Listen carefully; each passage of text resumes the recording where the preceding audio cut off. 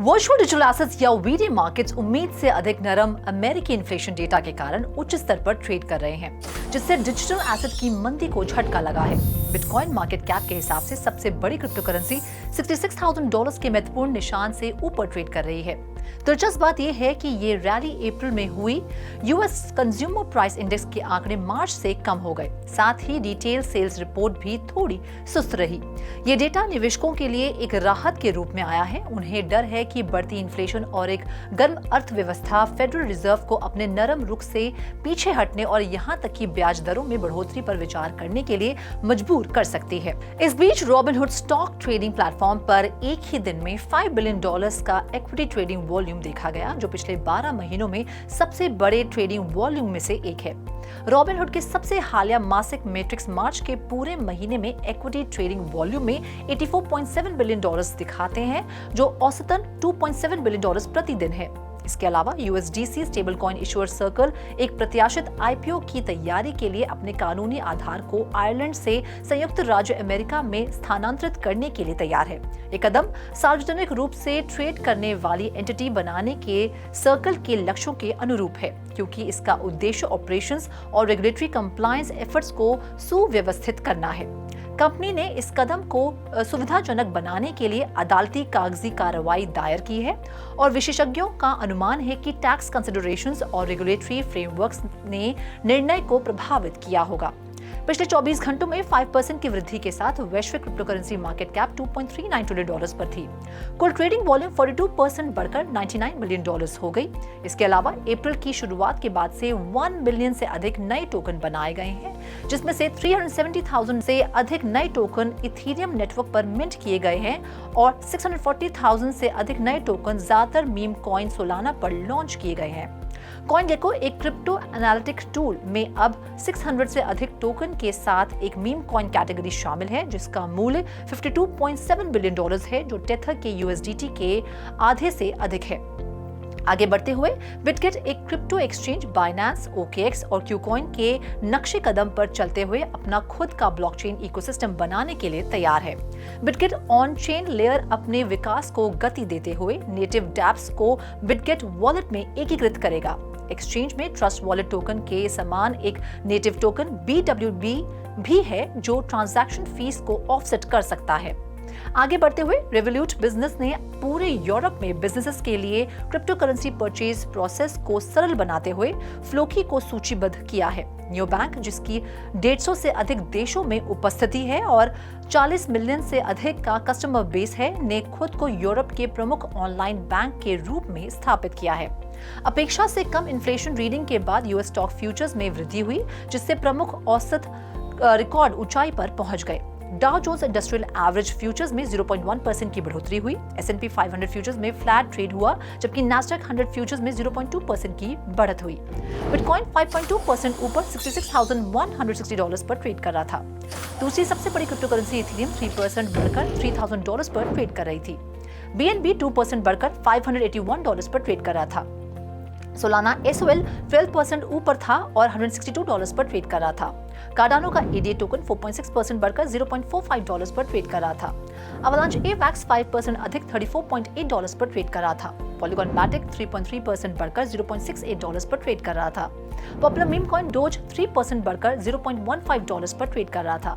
Shiba Inu में 5.3% की बढ़त देखी गई। इसी के साथ रिपल का XRP टोकन 3% बढ़कर $0.51 पर ट्रेड कर रहा था। पोल्काडॉट 3.8% बढ़कर $6.9 पर ट्रेड कर रहा था। कॉइन मॉनिटर में फिलहाल इतना ही। आप देखते रहिए 3.TV और ज्यादा जानकारी और स्टोरीज के लिए लॉग ऑन करें हमारी वेबसाइट www.3watchtv.io पर या फिर QR कोड को स्कैन करें।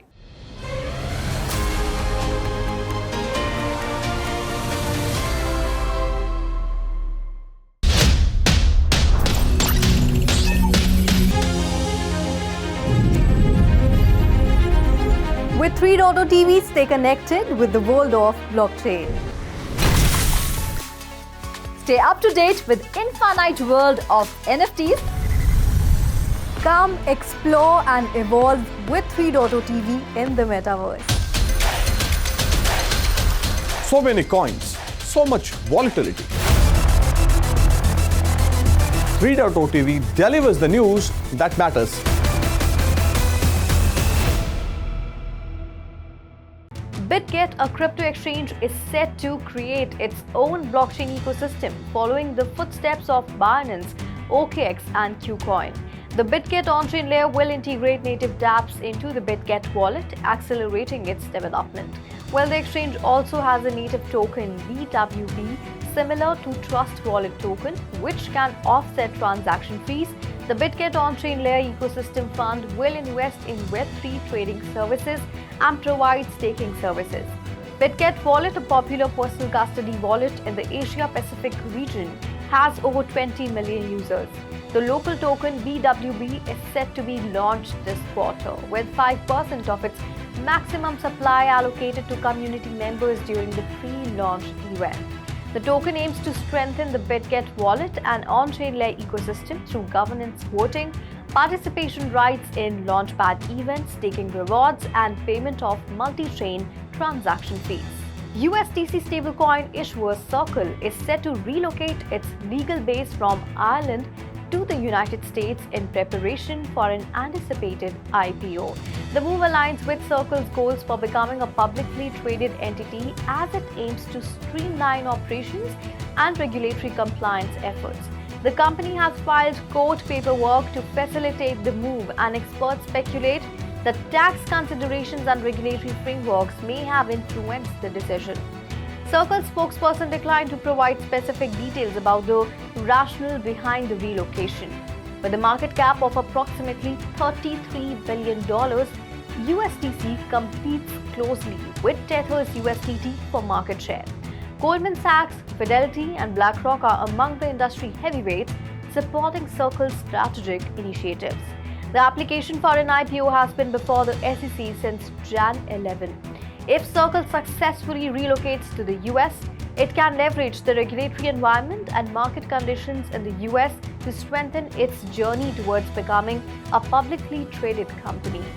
The Founder Institute has partnered with Polkadot ecosystem to launch first Web 3.0 cohort in its core program. The program aims to enhance Web 3.0 technology, education, and provide startup acceleration programs for founders. The first cohort will feature Web 3.0 startup founders focusing on Polkadot technology, enhancing Polkadot's adoption, and encouraging developer teams to utilize the vibrant Polkadot ecosystem. Starting on May 28, 2024, the Pioneer team will gain direct access to industry experts from the Polkadot community. The program is ideal for Web 3.0 builders, developers, and founders, and the Founder Institute and Polkadot project, a new generation of successful startups to spearhead industry transformation. Polkadot has signed a pilot MOU with the Founder Institute, which includes online and on-site branding, mentor slots, and certain responsibilities. The program is not open to creators worldwide.